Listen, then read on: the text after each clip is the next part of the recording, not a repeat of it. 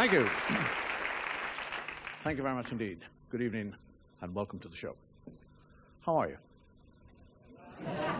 Who cares? Who cares? It's nice to work to a British audience because what's actually happened with the British audience, you haven't really been affected by that, what I would call the Americanization of audiences. You know how they do all those extraordinary sounds all the time? I mean, you get somebody, an American performer walks on American and he'll say, "Good evening." And they all go, "Ooh, wow, wow, ooh, wee, ooh, wee, oh, oh, howdy, ooh, wow, wow, ooh, wee, wow, wow."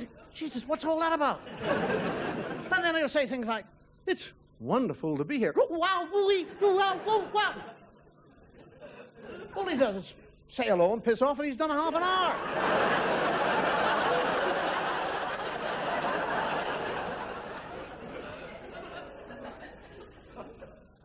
As I get older, I get more curious. I don't mean I get more curious, strange. I get more curious about things I never got curious about. Why? Why is a great question. Why is it?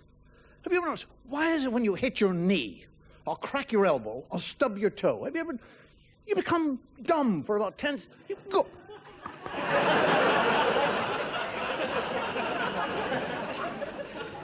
And the only way you can get rid of that pain is to say, "Shit!" And then it's gone. It's an immediate cure. Have you noticed that? There are things like, why do I, when I'm lying in bed at night, asleep, why do I get a cramp? I lie in bed, I haven't not done anything, I haven't run 100 yards, or gone up and down the stairs. I wake up and I've got a bloody cramp. I'm lying there going, from nowhere. You ever make love and get cramp in the middle of it? You're making love. Is it that good, Donnie? No, I got bloody cramp.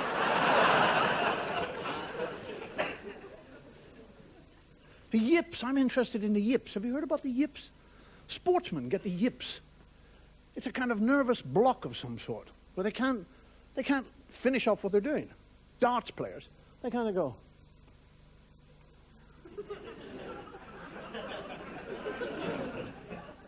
And the dart won't go out of the... You see snooker players, they get zoomed in. Golfers, it's the same thing. Can you imagine a banker? You're in the bank and they won't give you the bloody money. A brain surgeon working on your brain. Priest giving you Holy Communion, he keeps on taking it back.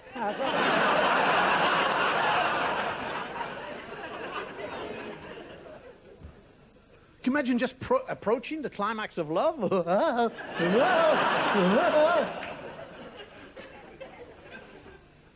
there are things, why? There's all sorts of why.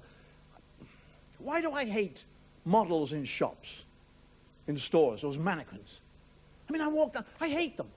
They're always so kind of languid and loose and bony. They're always looking up at each other kind of armpits or something, aren't they? There's the other thing. I see a model, male model, wearing clothes in a window, and he looks wonderful. Beautiful. The suit is perfect. I go in, put that suit on, I look like a sack of manure. And there are things too. Why do politicians, there's another question, why do politicians, when they're talking about the educational system, why do they always say the 3 R's? The 3 R's. And then they say it. The 3 R's, reading, writing, and arithmetic. Bloody bastard can't even spell, for Christ's sake. Why is it when I'm getting older, my hair is getting grayer, and yet every American president, his hair gets darker? There are things that puzzle me. I've been spending for years. Why is it I can never get a whole Brazil nut out of the shell? For bloody years, I have the crackers, and I go, and I've got it perfect, and I go, and it's split in half, you bastard! There are things that, why do slow drivers, why is it slow drivers always wear hats? Get behind one of those bastards with a little hat. And there's another thing I like to do in cars. Why is it when one person does something, everybody does it? You sit in a car in a traffic jam and blow your horn. Just blow your horn. For no reason whatsoever. Just blow it. And every driver assumes that you're blowing the horn at him personally. It becomes a total personal affront as far as he's concerned. You just sit in the car and go, beep, and watch all the heads in front of you. They're like demented chickens. And then they all start. Beep, beep, beep, beep, beep, beep, beep. And why is it that there are drivers that can always preempt the light going green? Have you ever been at the light is green, you're there, parked, waiting, not parked, waiting. And just a split second before the light turns from red to green, the fellow behind you is on the horn. And you're sitting there, it's red, beep, green.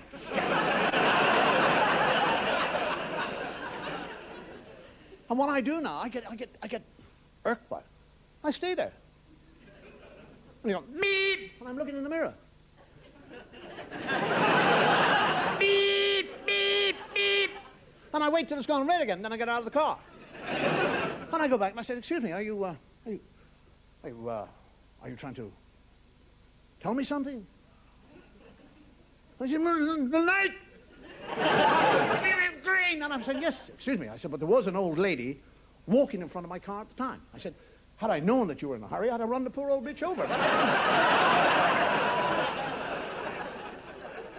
I've actually heard myself say to a driver, if I had a head like yours, I'd have it circumcised. And there's other things. If cars, why is it in our day and age, why is it if a car is causing an obstruction, why do they bloody clamp it and leave it there? Puzzling things in life. Things that's always puzzled me.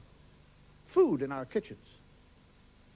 You remember from your childhood, you remember from yesterday, any time of your life. You walk in and you'll say, can I have a glass of milk? And they go, yeah, don't use the fresh one. Use up yesterday's. So you spend all your life eating bloody stale milk and stale bread. Can I have a slice of bread? No, finish up that bit that yesterday's bread. And there are things, too, that confuse me. My breadboard is disappearing. I've had it for about 12 years. It started off about that thick. It's now about that thick. Am I eating it?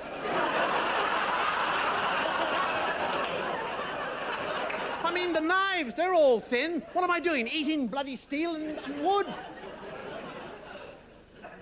And the thing I hate, too, about it is why do women, look, I don't mean when they kiss you sexually, but women when they kiss you in social kind of etiquette, manners, whatever, they never actually kiss you, do they? They would just put their face out and go, mwah. They just did it, go, mwah. And you get that in your ear. Mwah. And when I kiss a woman, I tend to, when I socially meet, I tend to kiss a woman on both sides of the face. I go, normally. But in Britain it doesn't work. I go, and they go away, and I go, and they turn around, and I'm going. And I said, what are you doing? I said I was going to kiss you on the other side. And they said, oh, the French way. I know the French way is when you open your mouth.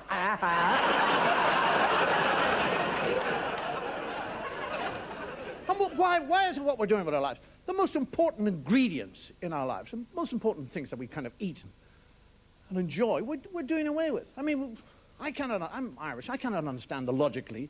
I can't even speak. I can't understand the logicality of salt-free salt. What the hell is salt-free salt? Or nicotine-free tobacco? Caffeine-free coffee? Christ, coffee is terrible. The only reason you have coffee is to get a buzz out of it. You don't get a buzz out of it. What the bloody hell are you drinking it for? Odorless garlic. Odorless garlic. The joy of eating garlic is breathing on people the next day. Get that into your lungs, you bastard. Alcohol-free booze, for Christ's sake. What is that? And they're showing us adverts now implying that all these people are having a wonderful time in the pub. See all these people sitting in the pub? Ha, ha, ha, ha, ha. Ha, ha, ha, ha, ha, ha. And people go over, are you all right? Yes, you don't have to be drinking booze to be happy. Ha, ha, ha, ha. You're on heroin or something. Clear mascara. Have you seen that? Clear mascara. I mean, you have mascara to heighten the eye line. But Jesus, I'm wearing an invisible eye line. I mean, what next? What about sex? What is it going to be? Orgasm-free sex? Antidepressants. When you get depressed, they give you antidepressants. Do you know what antidepressants do to you? Do to your system? They make you impotent. You become impotent from antidepressants. So when you become impotent, you become even more depressed. And they give you more antidepressants, and you become even more depressed. So you're totally celibate and depressed and impotent. The only job open for you is the Pope.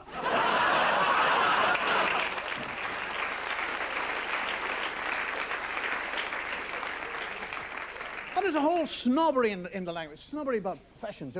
Well, for example, on television, newscasters. Newscasters read autocue, it's called. The word is autocue. Politicians refer to their notes. Lovely words.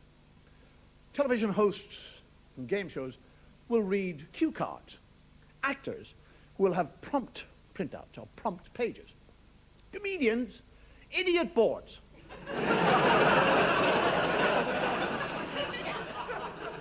The thing is that with the language, as an Irishman, I'm interested in the language. And we actually do tend to take it very seriously. And it's far better if we just break the rules occasionally or allow it to happen. Let things strange happen in the language itself.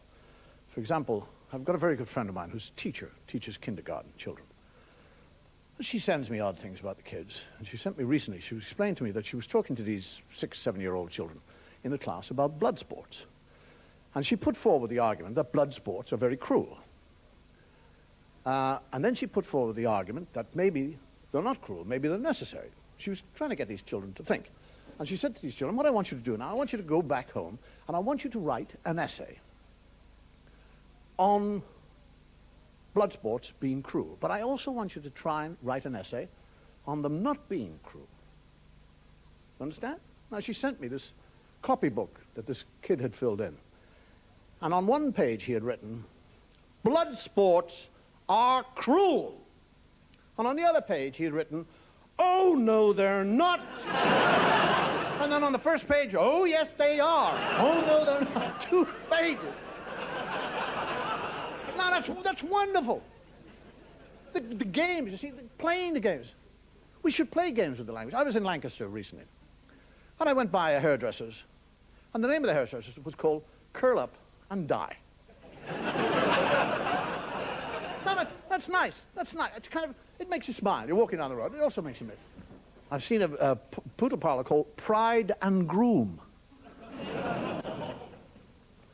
Pause for thought. That's another one. Taxidermist I've seen. It says, get stuffed and up yours. There's a shoe shop in Oxford Street in London. Arseholes. I bought a pair of his shoes. Arseholes to him, too. But if you actually take that train of thought onwards, I mean, undertakers would be his and hers.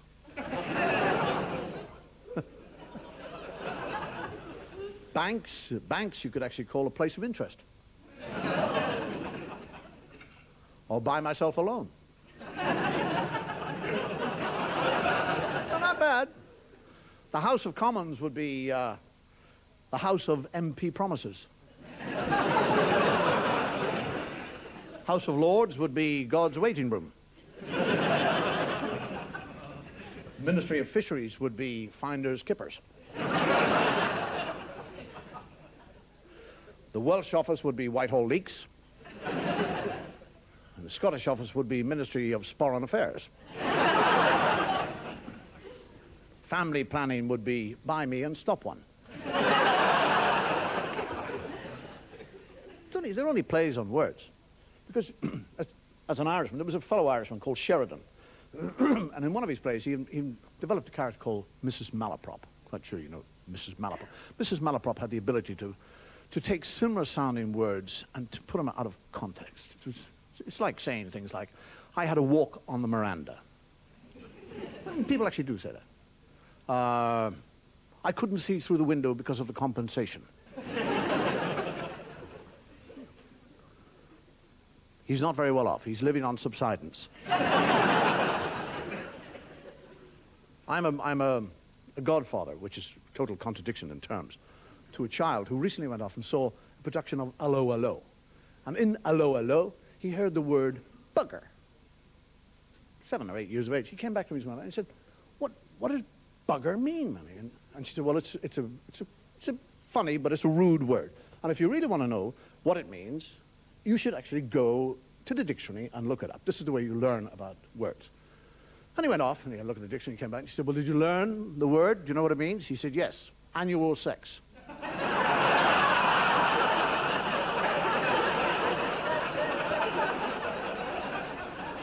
I've heard about incontinent ballistic missiles.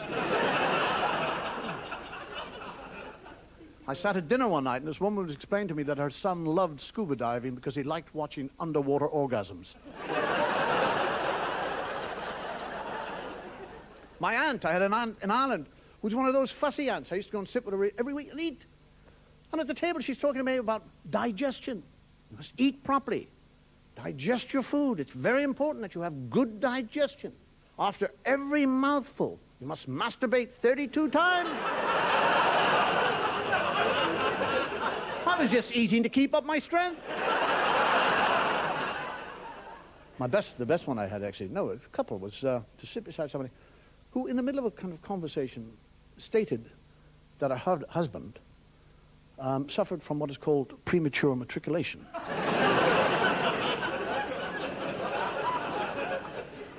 Premature matriculation. And I was trying to... Did he pass out quickly? Or he came before he went? I don't know.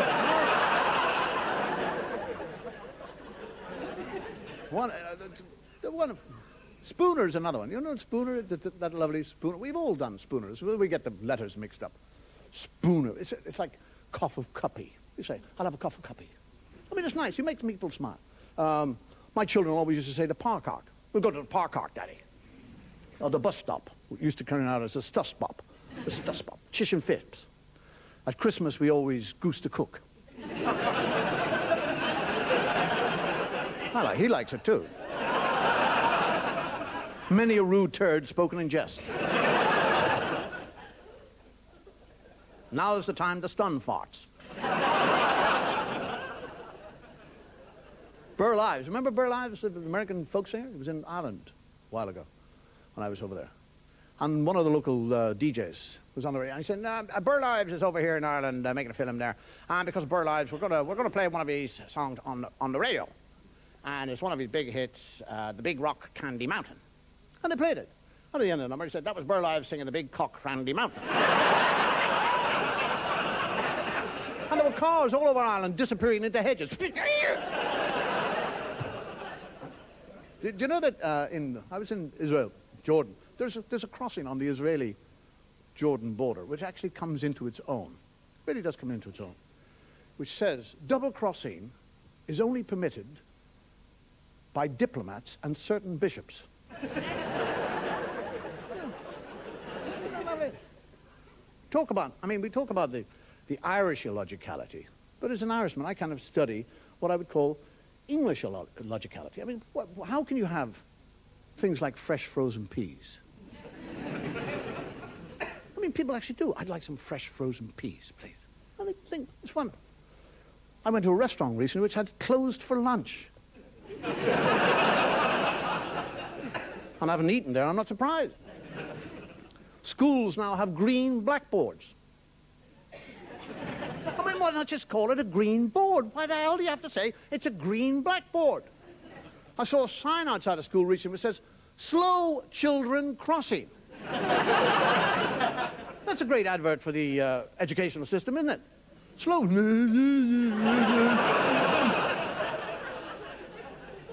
Children crossing at 30 miles an hour. What? I went by a driving instructor recently, had a sign in his window which says, crash course in driving.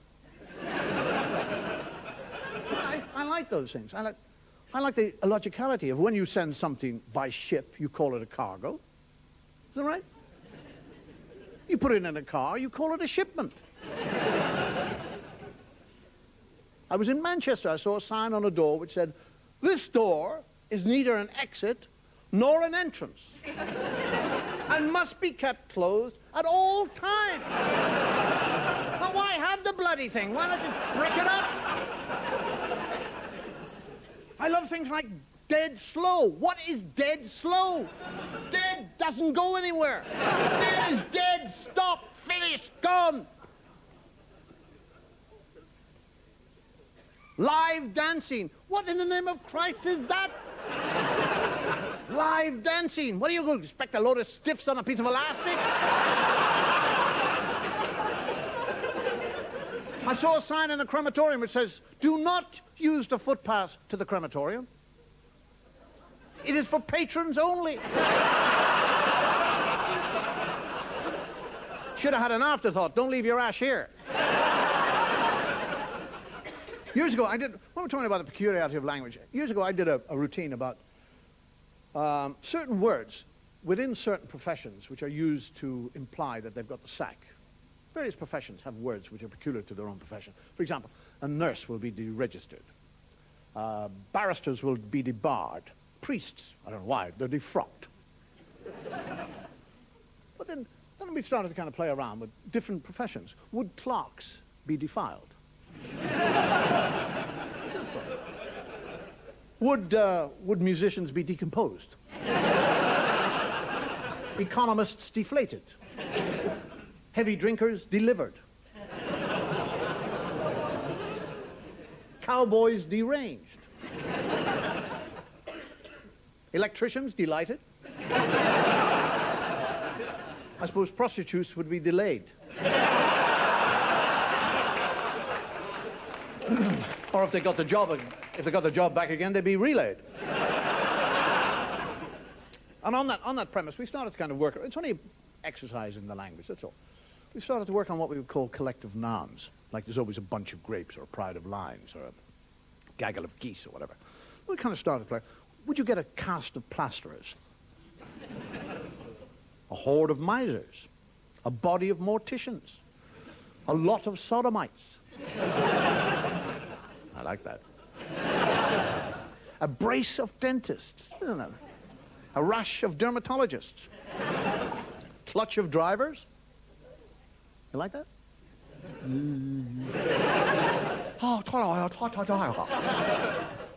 A mass of priests? How about a flock of Indian restaurants? We tried to find a collective noun for the SDP, but there isn't one. And there are certain things in the English language that, have you ever noticed that there are contradictions in terms within English? If we are being aggressive or belligerent or threatening, have you noticed that we use words which imply friendship? Have you noticed that? Pal. Listen to me, pal. Scots are always doing that, don't they? Listen to me now, pal. You're pal. You're asking for a pal. The Londoner, they chum, isn't it? Chum. Ooh, chum. Ooh, chum. Mexicans is always amigo. Amigo. I cut your testicles off, amigo. But I do it with a smile. Americans are always, hey, friend, buddy, boy. Okay, friend. The Australians, mate. Hey, mate. All right, mate. You want it, mate? You come out and get it, mate. And then when we were actually being friendly with people, we used the most extraordinarily insulting, derogatory terms. Hey, what are you doing, you grey-haired old reprobate? Hello, you old old bastard! You pull your whole legitimacy into question. You old bastard, how are you? You old pufter! Where have you been, you old pufter? Well, bugger me! You old bugger, you bugger me! You're as pissed as a fart! What does a pissed fart look like? How can a fart get pissed?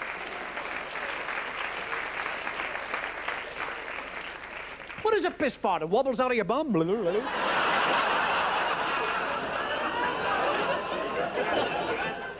Falls over. Excuse me laughing, I haven't heard that one. And then the Americans, I'm never sure what they say. I mean, the Americans will always use 8 words where 1 will do.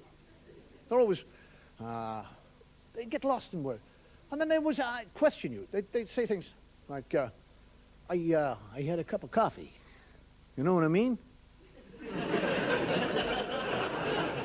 What? Yeah, I had a cup of coffee. You know what I mean?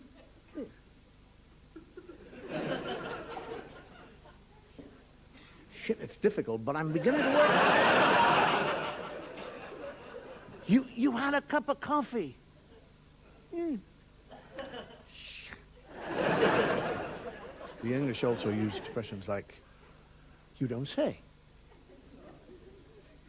I drove the car from Glasgow to London. You don't say. Well, who did? The Americans don't say that anymore. They don't say you don't say. They say, no shit. Shit in America is used for everything else but what it means. They don't say anything else. No shit. I was in America, and I'm saying to somebody, I said, I was in North Carolina, and I came through to New York. No shit. What? No shit. Yes. In Virginia.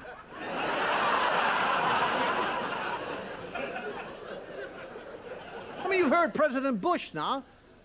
His dog doesn't shit, it doo-doos. The word doo-doo has taken over for the word shit. I'm going through Central Park with a friend of mine, a grown adult man, and he suddenly goes, oh, shit! And I go, what? He said, I've stood on some dog's doo-doo. Doo-doo. I mean, marijuana, grass, ganji, call it what you like. They don't say it. Shit. That's what it is. In America, they call it shit. They don't say marijuana, grass, shit. I'm sitting in a bar in New York. The fellow comes in. Hey, man.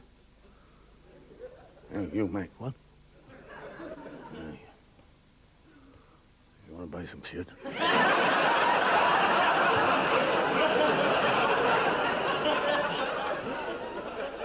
What? You want to buy some shit? Shit? Yeah. Colombian shit. Colombian shit? Yeah, it's the best shit in the world. You bring it all the way up from Colombia? Yeah. You have it on you? Yeah.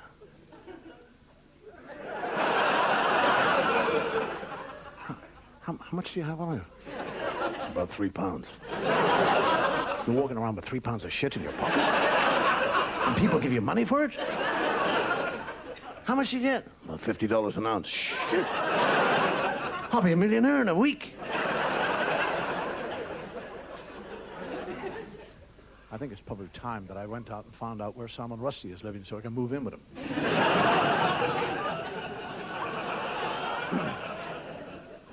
Time beats us all the time. Anyhow, thanks for being a nice audience. Thanks for listening. And see you around. Good night. Take care.